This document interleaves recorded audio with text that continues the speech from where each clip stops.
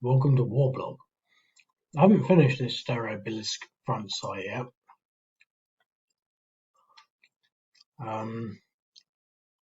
It's an interesting one because they basically take everything, but they don't take Stereobilisk. It's a big city that they can't take. I'm not sure whether they've taken this, or it should be a city. But these are the LPM, the Luhansk People's Militia, and on their own they're sort of fairly formidable, but they're obviously facing all these entrenchments. But the Russians come in from here, so it pushes the front, and getting that map from one of those Gemini things. But I haven't finished it, and it's going to take a long time, so I'm not sure I can be bothered really at all. I will make an effort, but I can throw something else together so much quicker, and I did this, and it's not very good, but it sort of felt good when I was making it. It's not what it looks like. Now this comes. I'm trying to sort of stretch my perception on things really by looking at bits that I don't understand and putting them into maps so that they then become a little more substantial in my mind's eye instead of choosing all the easy ones. This is basically the road to Kiev from the northern part. So it's the northwest of Kiev, and it's the approach, and I'm pretty sure it's where that convoy is supposed to be. I mean, I hope it is because I put the convoy in there. So what you've got, that's the Russian border. You can just see it there and there. And you've got this big long convoy of Russian trucks. And they're saying that it's stuck or it's not moving, and who knows? I've not really thought much about it. It seems to me that they're going to be moving these in for sort of controlling places. So once they've taken them, they'll probably put in, a few companies of troops into a town, and this is how they're going to possibly sort of control their gains, so to speak. So the thing is, the reason I'm sort of doing it like this, and the reason I put this together, because when you sort of look at it on most of the maps, and I don't want to jump into any maps because I've got so many things open, I don't want to risk opening the wrong thing and having to do the video again.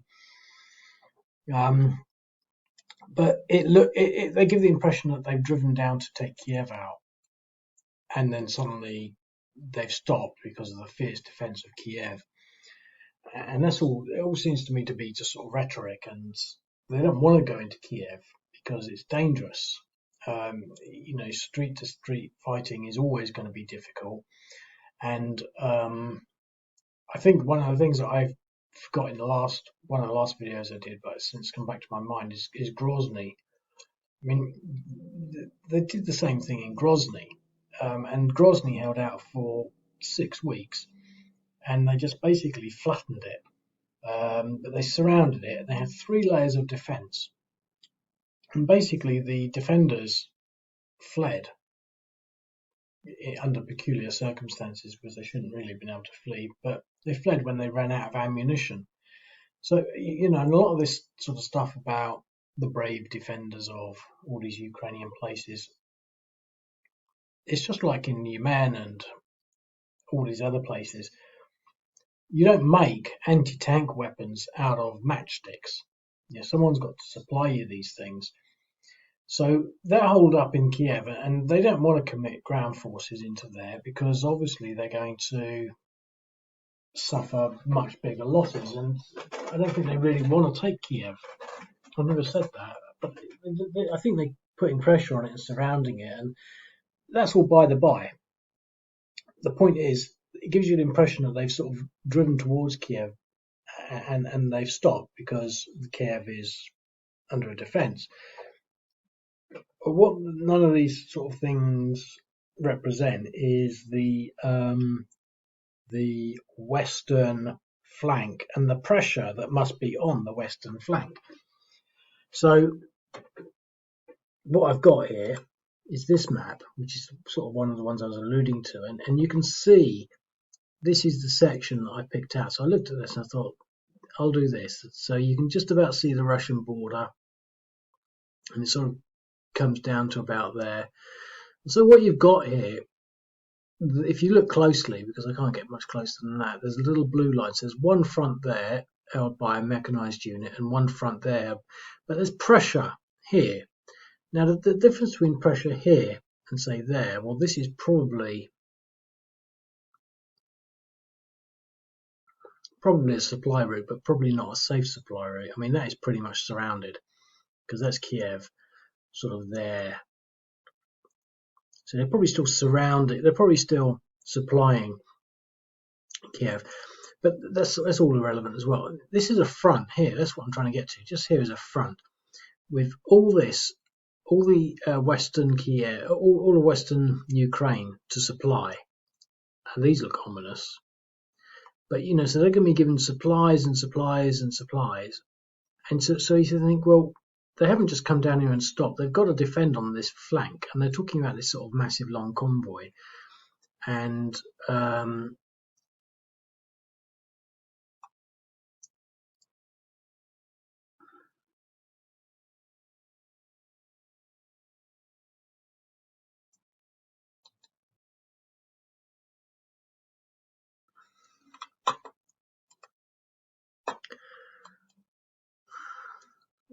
so there's this massive long convoy, and there's the flank, and so they must be putting a lot of pressure on there. Now, the way I see it is that it doesn't look like this. There's an uneasy piece between the two because, firstly, it's going to be well defended. I don't know whether it's well defended, but to reflect that, I put in a lot of air defense units. I think, at least, so there's some there, there. So lots of air defense, and we haven't really got much, but we've got special forces there. I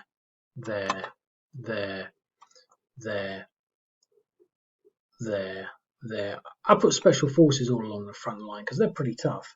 They get like multiple things. So anything comes near this front line is going to get attacked. So this militia unit is not going to survive. It might look as though he's in contact, but he's not. But the thing is, they don't have enough to sort of do an offensive against all of this stuff. But these people don't really have the ability to come forward and really do a lot of damage against this convoy. They could, but they were committing everything. So, but also we've got lots of rockets here.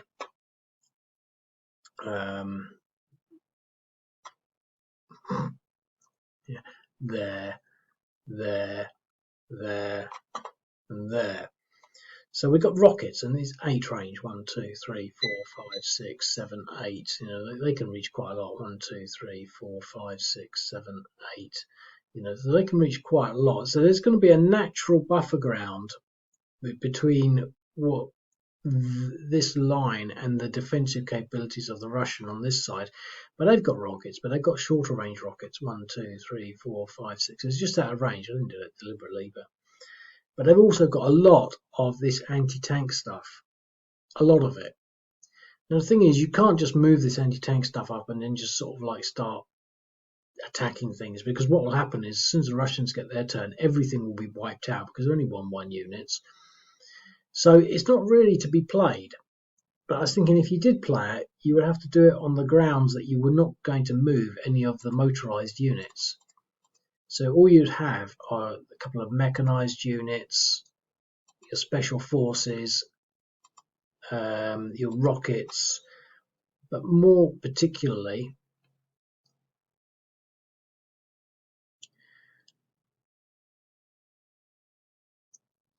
drones, MiG-29s, helicopters.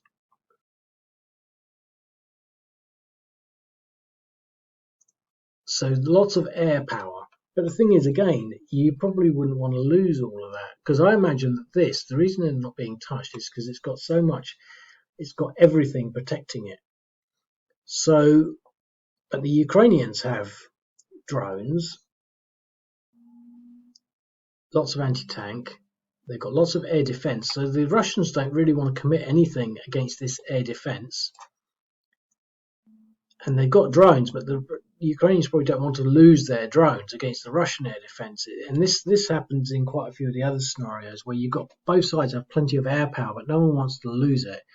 And so they end up doing nothing with it, because you can't afford to lose it, because then the other person will have air superiority. And you end up with both sides not actually using any of their aircraft because they can't afford to take the risk. And often comes down to a massive air superiority fight, and whoever wins that, which can quite often be a 50-50 thing and quite exciting, it's basically going to win the war. So you've got this sort of situation here, and you've got lots of insurgents. I put lots of insurgents in, and these are sort of like snipers and going in and with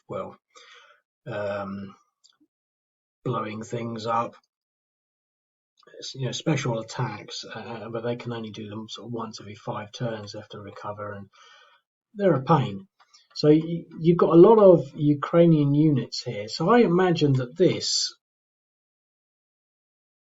is really more of a sort of no man's land, but they're going to have supply. So they're going to have a complete supply of anti-tank systems, complete supply of rocket systems. Now they're probably rocketing each other and firing rockets at each other, left, right, and centre. I imagine that that's what they're doing. So you can sort of do that, but I think it's an interesting setup, and it gives you a bit of ability to think of what that convoy is doing and what it's there for, and how they're protecting it. In particular, how they're protecting it against the western flank. I don't think they've been stopped by a superior force at Kiev. They probably, there's a defensive line sort of on the outskirts of northwest Kiev that they probably don't want to just drive through or head into. So they've stopped ahead of that. But there's going to be this attritional force on the west, on the western flank. And it makes you wonder where the bulk of the Ukrainian forces are, if they've still got any sort of force integrity, and why they don't launch some kind of full assault on that. But the thing is, I don't know. I mean, is it worth it? I mean, there are a bunch of trucks. I mean, surely they can probably get trucks from anywhere. They might not even have anything in them. They might be parked up, and all the soldiers might have got out and walked. We don't know. Are they just supply trucks, or is there any sort of military purpose to sort of taking them out? But I don't know whether or not it would be worth them, because if you look at that map, and it does a better job really, but it's only a small thing. I think the one of the giveaway things is that this, and it says mechanized, it's got 4 stars, 1, 2, 3, 4. Now I don't actually know what that means, but I think that's an army. But this only has 1, which means it's probably just a regiment or a division. I mean, this is sort of like bigger. I mean, you've got a few of them here and here, etc., etc. So, so exactly what's what, I don't know. But you might have thought that there would be some kind of pressure that way if they could. But I don't think the Ukrainians really have a lot of offensive capability. I think that, especially considering that, I mean, whenever I play a lot of these games, you always think sort of, I can do more damage in defense. Even if you can do something offensive, you're setting yourself up so that you're damaging your opponent by being in a good defense. And so they've got to attack you to sort of, for that to happen. And I think that's basically what they're doing. I mean, all these defensive lines are expensive to take. So whenever they're pushing against this line here, it's expensive to take. And obviously there's gains if they can outflank and overrun units, and especially if they can sort of come sort of straight up this way and cut this bottleneck up, which I think they might be sort of trying to do. Interesting that they've sort of pushed up this way, according to this map, coming around to take Odessa. But that's that really.